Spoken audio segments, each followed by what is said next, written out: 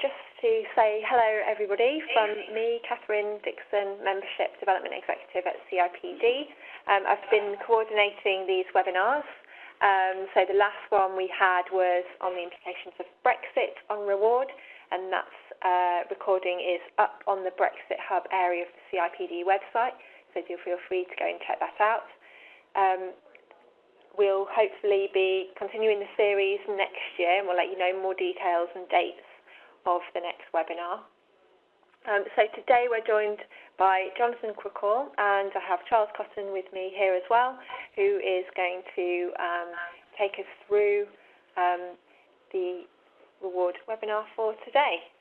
Thanks for that, Catherine. Yes, my name's Charles, and I'm the Performance and Reward Advisor for the CIPD, and your host for this afternoon's webinar on building a compelling reward package. Now, we're certainly operating in challenging times. Social, economic, political and technological changes are disrupting what we do, why we do it, how we do it, when we do it, and where. While we are busy dealing with the implications of these changes and how it affects our demand for workers, we're also faced by a changing workforce, which is increasingly diverse and demanding and spanning increasingly more generations. And all this affects how we attract, develop, retain and motivate our employees and has implications for workplace policies, procedures and practices. In this webinar, we have Jonathan from Halfords, who will talk us through how they're using various forms of reward to respond to these challenges through their reward package. Jonathan will have around 20 to 25 minutes to talk about Halfords' experiences, and then, as Catherine said, we'll have opportunities for you guys to raise questions, and we'll answer them at the end of this session. And I think I'll hand over to Jonathan now. Great, thanks very much, Charles. So just to introduce myself very briefly, Jonathan Crookall, I'm the People Director at Halfords. I've been with the business for 5 years, and what I'm going to do is talk just a little bit about some of the ideas that we've come up with to really deal with the challenges that are particular to the Halfords business, but hopefully in doing so give some sort of practical ideas as to things that you might want to consider. And I guess there are two sort of sides to my presentation. One is talking about some of the things that we've done, but also I want to focus in as much on how we've done them, because I think the communication and the cultural side of how you do it is equally important as what you do sometimes. So just looking at the first slide on the deck, you'll see, just to put some context around it. So I'm sure everybody knows Halfords as a brand. Hopefully, many of you will have shopped with us over a period of time. What we're about really is captured in this one slide, which basically talks about our purpose. So we're all about making customers' journeys better. It's got our kind of 5 strategic pillars, so the what we'll do, and then it touches on our behaviours. So with a smile, with fun, with togetherness, and with confidence.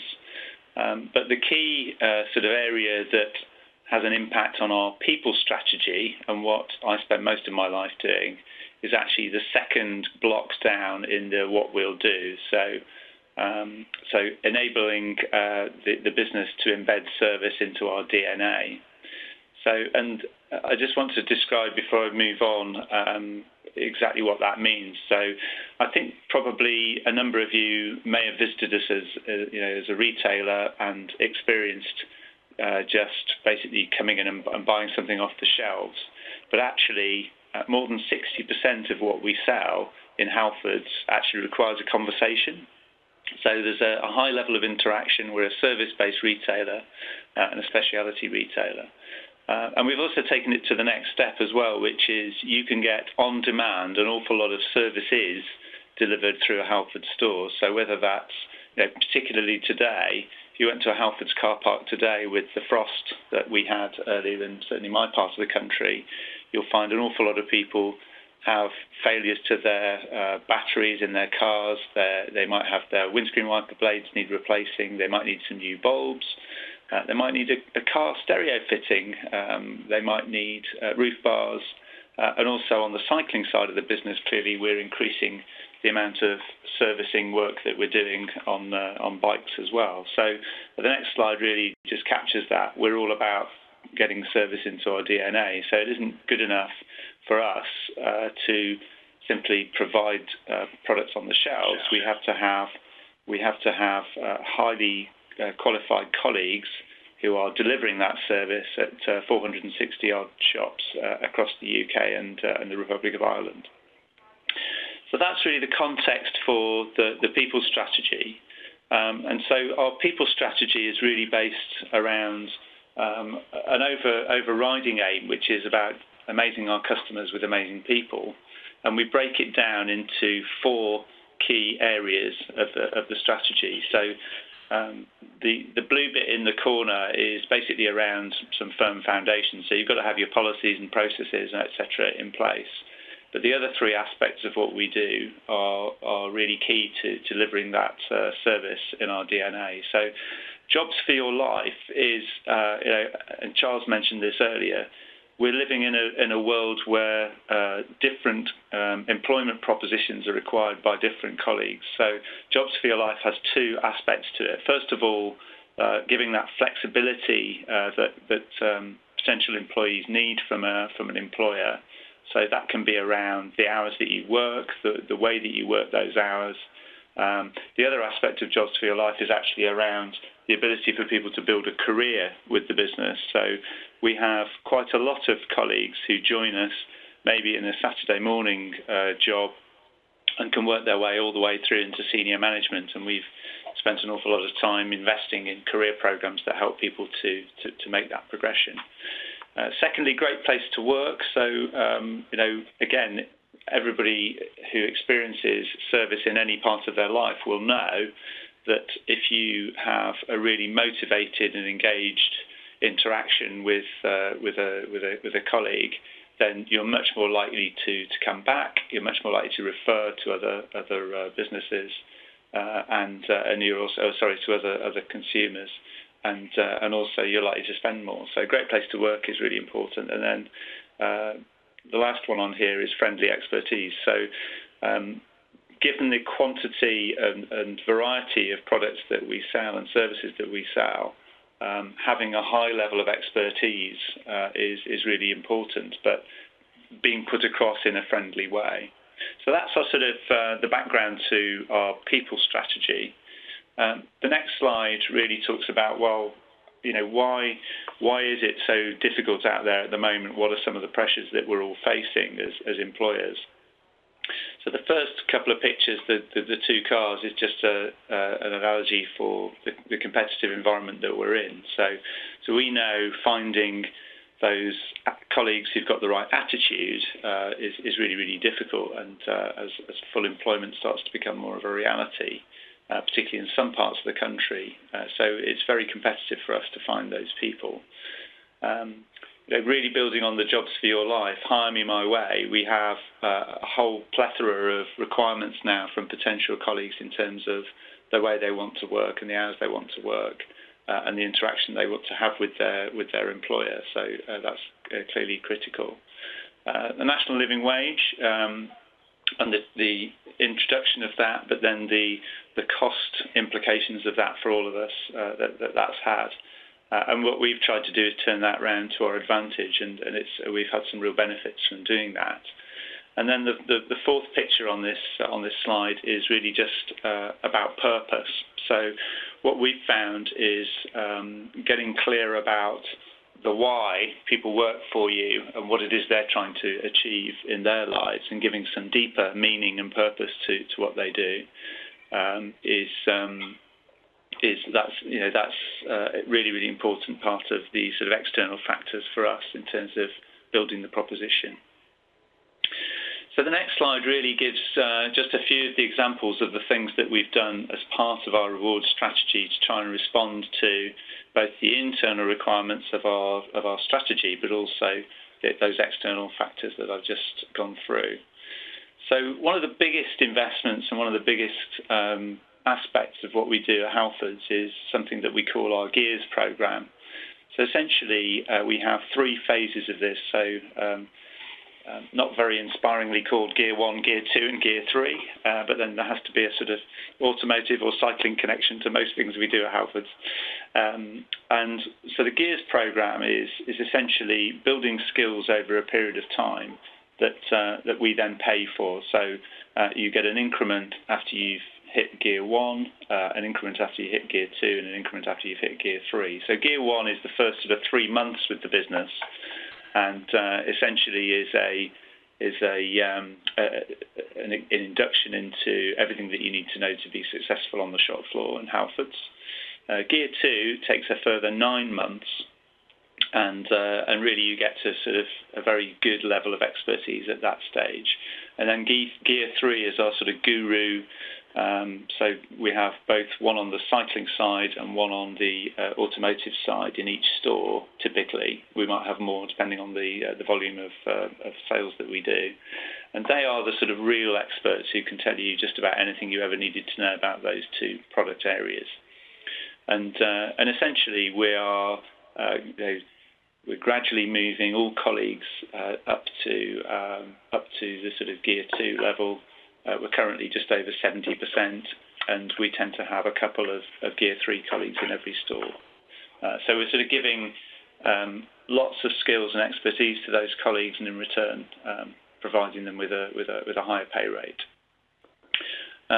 Deals on Wheels. So many of you will have voluntary benefit systems. So this is discounts. This is particular deals with particular retailers.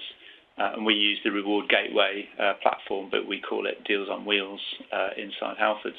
What we've also done with our Deals on Wheels platform, though, is we've used that as the sort of gateway and a window on everything that we do from a reward perspective, so that we can get the message across in a really clear and consistent way. Colleague discounts. Clearly working for Halfords, you'd hope that there'd be some level of interest in the products that we sell, but they are everyday products that people like to use, both both to get to work maybe, but also from a leisure point of view. So we offer a 25% colleague discount on most of our products, and in fact we've just increased that in some areas to much higher discounts depending on the product areas.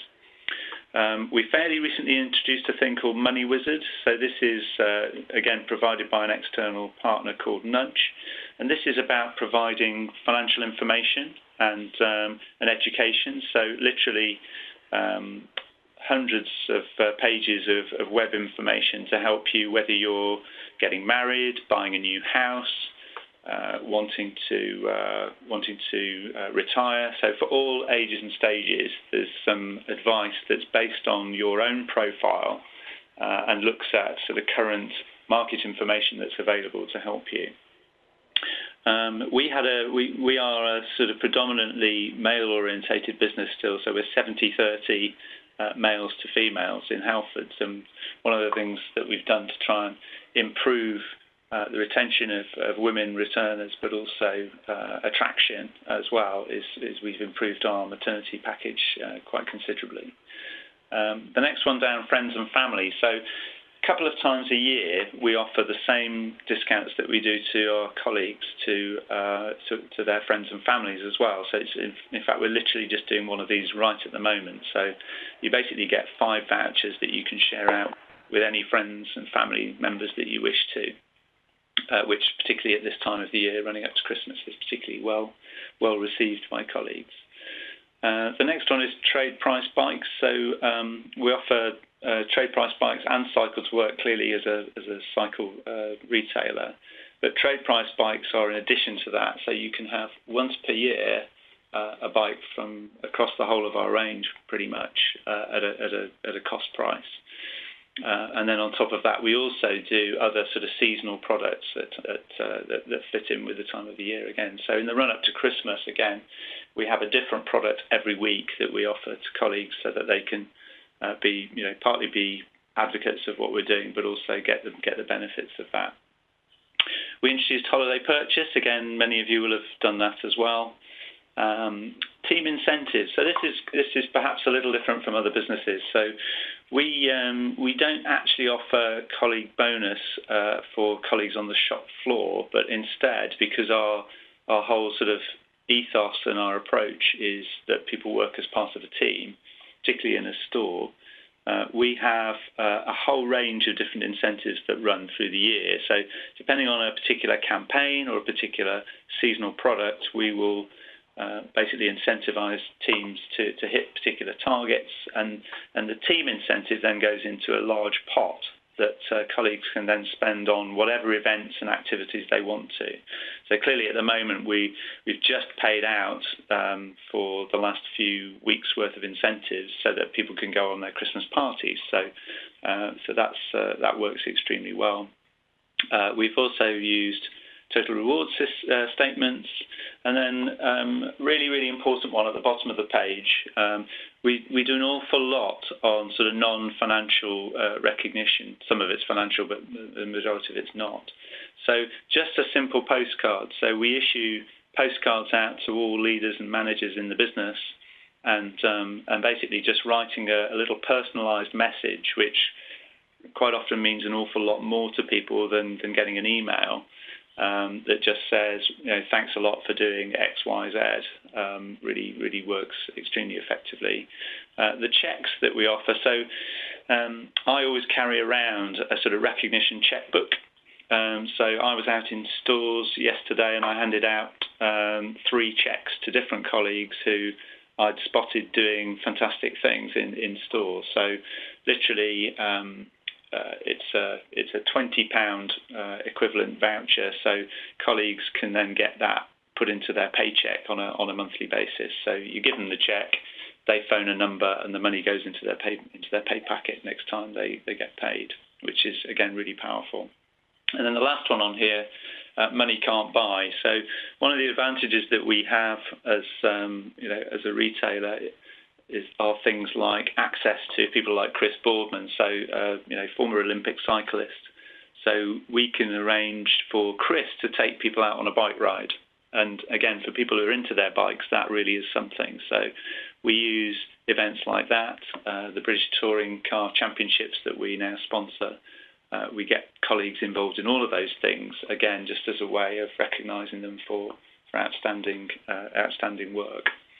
So those are the sort of main activities that we've launched over the last sort of couple of years that have really helped to sort of make the most of the sort of slightly tight resources that we all face in the current market conditions.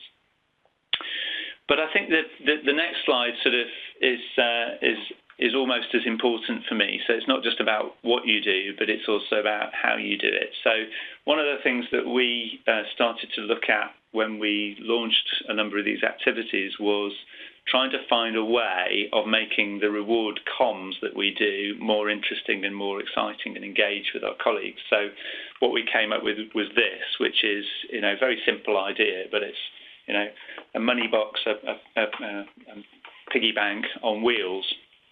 And we use this as part of our sort of communication of deals on wheels. And believe me, it's an idea that can run and run. So just on the next page, you can see how we've used it to demonstrate different parts of our overall reward strategy. And then again, on the next page, you can see these are some of the brochures and documents that we send out and posters that we use in the back of stores, etc. So the first one is sort of looking at particular offers that we provide, the deals that we provide in the run-up to Christmas. The next two are all around Share Save, and both the start of the Share Save journey, but also the end of the Share Save scheme as well, just to sort of get that message across to people that it's all part of a suite of reward activities that are available to them. So the how you communicate it and how that fits with the culture and the sort of nature of your business, I think is almost as important as the elements of the strategy that you're trying to implement. So a few things that we've learned along the way that I thought was worth sharing as well. So first of all, you cannot really over-communicate on what you're doing. So we've spent an awful lot of time with that imagery, producing materials, sending material out to colleagues, whether that's at their home address or through the back of stores or on posters, whatever.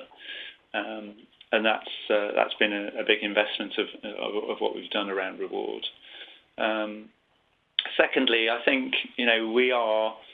There's a lot of initiatives there, and what you have to do is not just launch them, but follow them through really in a really consistent way. And what we found is you need to do a balance of that, but also have the ability to sort of continue to add new ideas to the mix and new themes. So one of the things I mentioned earlier on colleague discount is we've just launched a new trade card proposition to consumers, to our customers. And what we've done is we've taken the trade card discounts that we're offering to trade customers, and we've basically added those into our colleague discounts, so that colleagues who know about the trade card discount will say, oh yeah, I can also benefit from the discount that a tradesperson would get from Halfords. So it's about sort of keeping it fresh. Some of the things that we've done have worked better than others. So at the moment, we haven't had a huge take up on the Nudge Money Wizard campaign, but we do get really significant take up on Deals on Wheels, so which is the reward gateway platform. So it's about really sort of backing the winners and finding the things that work.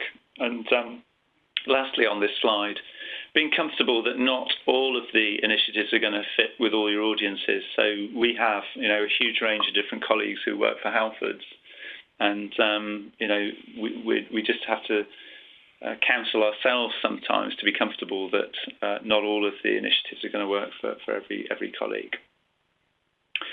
So the last thing I wanted to cover really was just the results of what we've achieved. So they sort of fit within three key areas. So first of all, on the people side, the metrics that are probably closest to hand.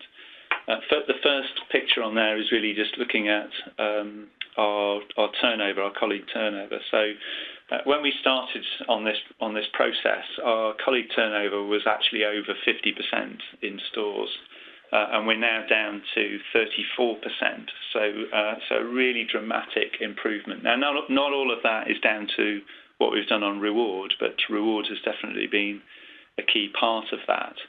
And then the second two pictures, first of all, the We Listen. So our engagement survey that we do, we've seen substantial improvements over the last few years off the back of reward. And in fact, the biggest growing item that we had last year in stores, which went up by 9%, was the question that we ask on pay. So really, really pleased with that progress.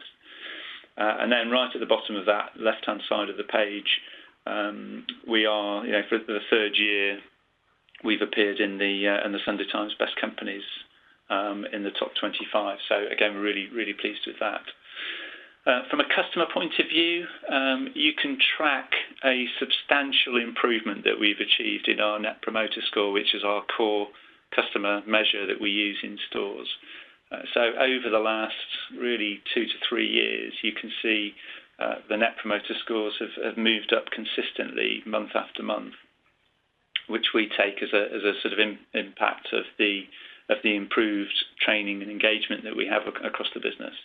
And then last but not least, both in terms of our overall growth, but particularly, and it's the top picture there, particularly in terms of our service-related sales. Again, we've seen double-digit growth in our service-related sales just over the last period, last 6 months. And that, again, we put down to having our Gears program in place and retaining our colleagues for longer, so that expertise is sort of locked into the business.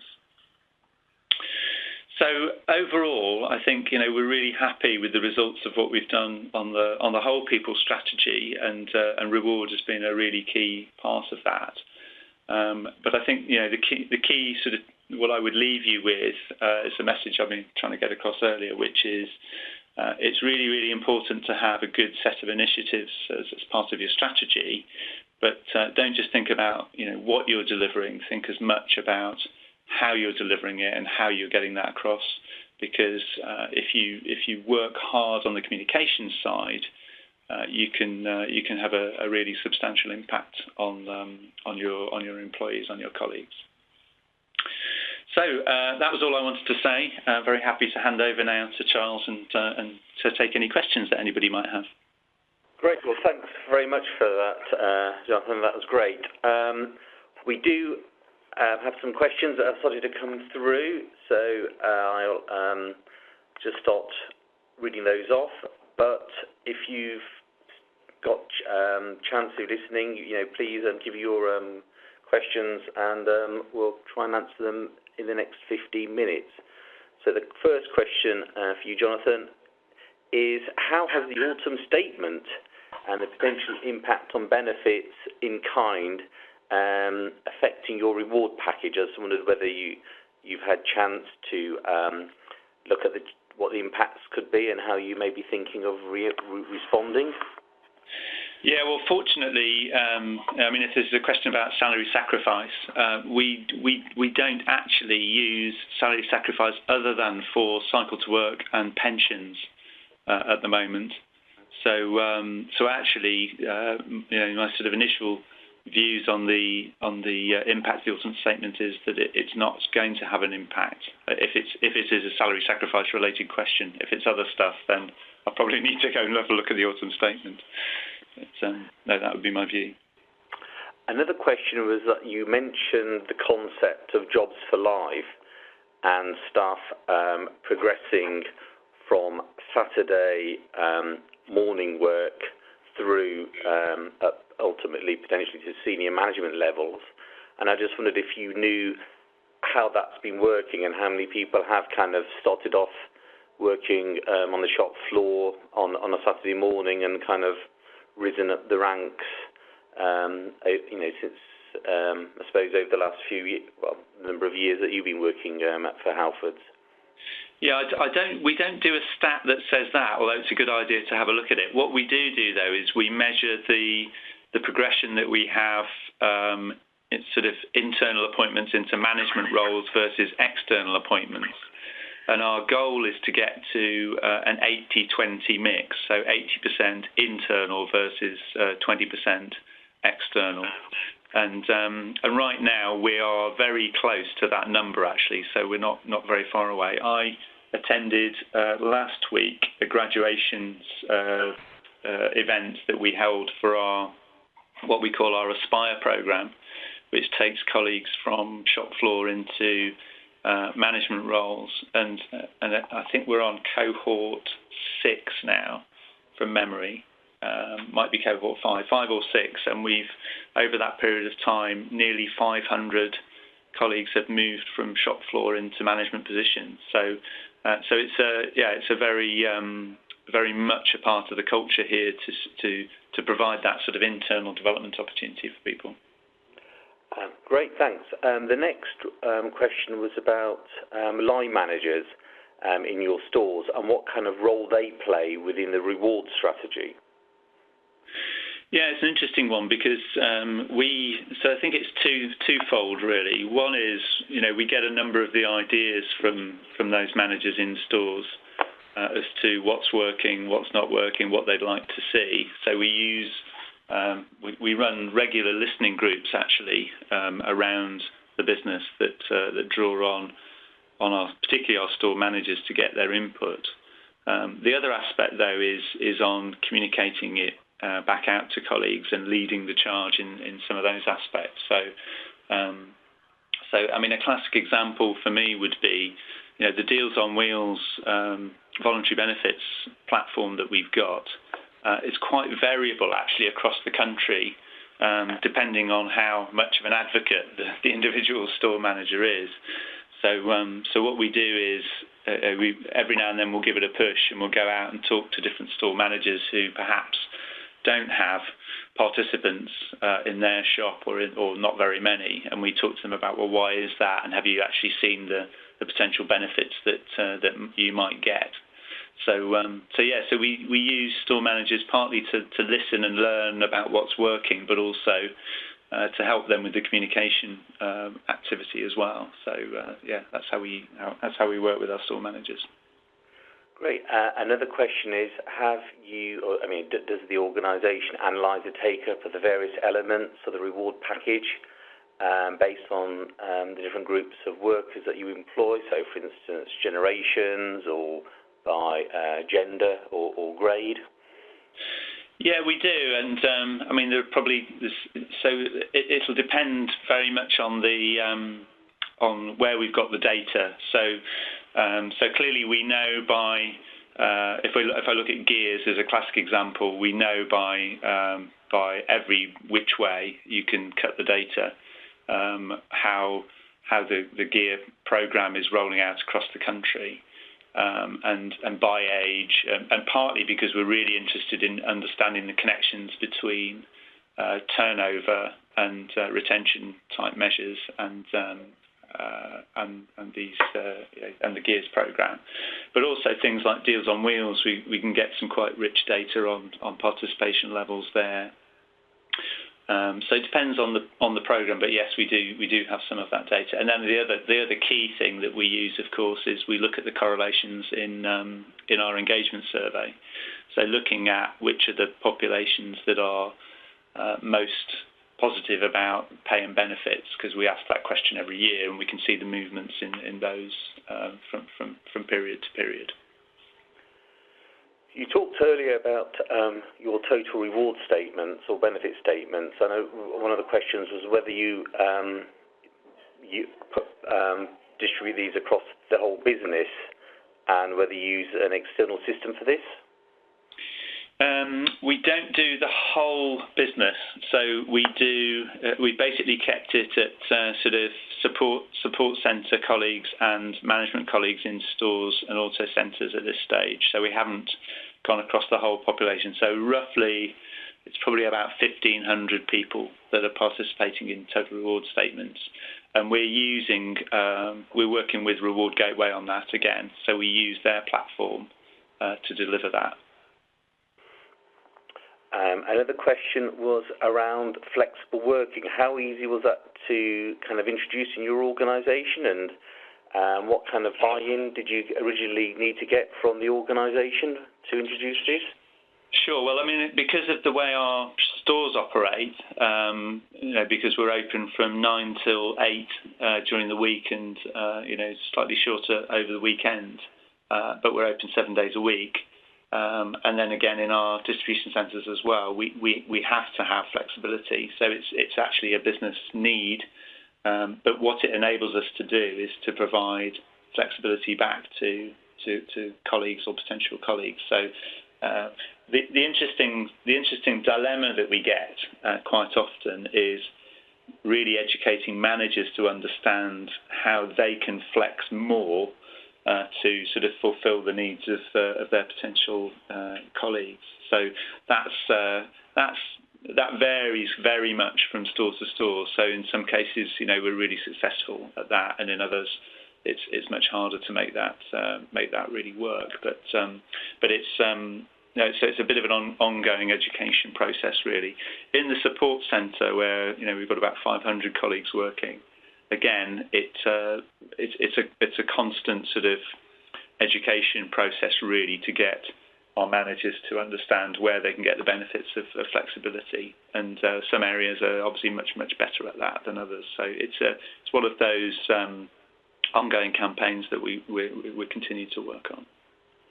You mentioned a bit early on in your talk about the national living wage, and actually, whilst it had presented some challenges to the organisation, it had also presented some benefits as well. And I wonder if you could perhaps briefly talk about what some of these benefits had been from to your organisation from the national living wage. Yeah, so the first thing to say up front is, so we did not apply the national living wage to every colleague under the age of 25 as a sort of blanket approach. But we do roughly, it's getting on for 80% of our colleagues are on at least the national living wage now. and that includes people from the age of 16 upwards. But what we did was, because we knew we had to review what we were doing on our pay rates, we have quite a sort of complicated matrix of pay rates that we apply, and we improved pretty much all of our pay rates off the back of the living wage communication. And so even though we weren't hitting everybody, getting everybody up to national living wage, we did a huge amount of communication about the improvements that we were putting through for all colleagues as part of the changes. So pretty much every colleague benefited, even though as a result of the national living wage change. So we sort of used it to rebase a number of our rates and get people up into a much better relative pay situation compared to A, what they'd been on before, and B, what they might get somewhere else. We've had a question about the impact of enhanced maternity pay that's had on your demographics. I think you said earlier you said it was about 70% male, and I just wondered whether that had changed since the introduction, or was it relatively too early to say yet? It's too early to say. So it's only about 6 months since we put that in. One of the other things we did, by the way, which I didn't mention earlier, but has worked brilliantly, and we've had huge amounts of positive feedback from a really, really simple idea. One of the other things we did when we launched enhanced maternity pay was we now provide a sort of baby box. So when colleagues are going off on maternity leave, or if they're a man and their wife is or a wife or partner is having a baby, or adoption as well, we provide them with a baby box, which has basically got some goodies in it, in a sort of gold box that they get, and it's not a massive investment from the business's point of view, but within it they have the maternity policy and what they need to do, but also some gifts from Halfords, and that's worked really, really well in terms of people saying, wow, that's a really nice thing for the company to do for me. So as well as sort of doing the kind of standard rewardy bit, we've sort of enhanced the communication around it, and therefore had a much bigger impact. I think the last question we've got is around your financial education offering, and whether you've kind of assessed whether it has had an impact on employees' financial capability since it was introduced. Again, we've only sort of had that up and running for about the last 6 months.